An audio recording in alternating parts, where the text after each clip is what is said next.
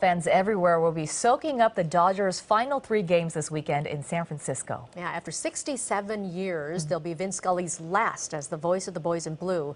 And tonight, KCAL9's Dave Lopez, who's been on TV in Southern California for decades himself, is reflecting back on Vin's storied career.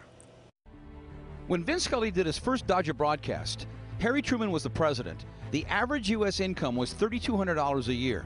April 18th, 1950, Brooklyn at Philadelphia. And Red Barber assigned me to do the 4th inning. I mean, they didn't trust me more than 1 inning, and I understand that. He was 22 years old, and there he was, with Connie Desmond, the legendary Red Barber, in the radio booth. We had a marvelous chemistry in the booth. We had Red Barber, who was the role of the father. We had Connie Desmond, who was the older brother, and then we would have me as the kid. 4 seasons later, he was the #1 broadcaster in the Brooklyn booth, and at age 25, he called his first World Series game, the first of 25. I was terrified. Good afternoon, everybody. This is Ben Scully speaking to you from the Los Angeles Coliseum. When the Dodgers moved west in 1958, they played the first 4 years at the Coliseum, perhaps the worst possible ballpark imaginable. The seats were so far away, and a new phenomenon was born instantly. Instead of bringing your glove to the ballpark, you brought your transistor radio to listen to Vinny. And the transistor radio, far and above, was the biggest break that we received. First of all, it brought us closer to the people in the ballpark. And after a while, I would test the crowd a little bit, and I'd get responses that I couldn't believe because there were a lot of radios.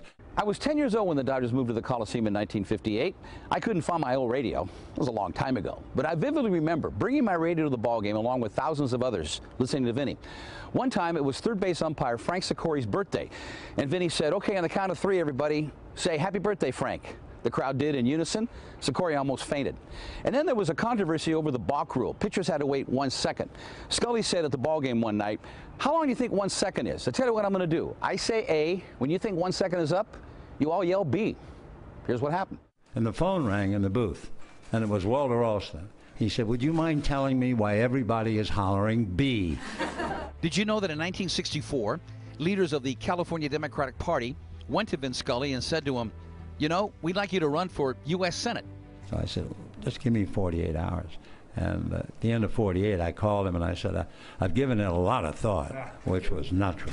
I said, "I've given it a lot of thought, and I just don't think I'm qualified, and I'm sure I'd be happier just doing my baseball game." Sandy into his windup. Here's the pitch.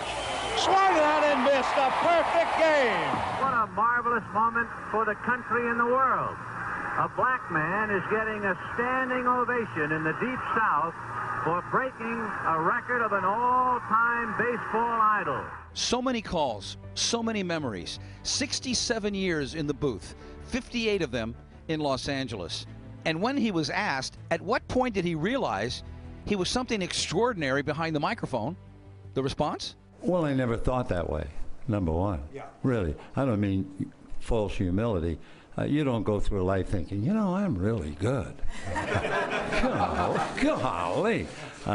No. And it all comes to an end Sunday afternoon in San Francisco. I'm sure they're going to miss me for a little while. It's all part of life. And I know I'm just another pebble on the beach. And I'll give them a year. And a year from now, younger people will say, who is Vin Scully on that sign there? That's okay. No, it's not okay, Mr. Scully. Vin, please.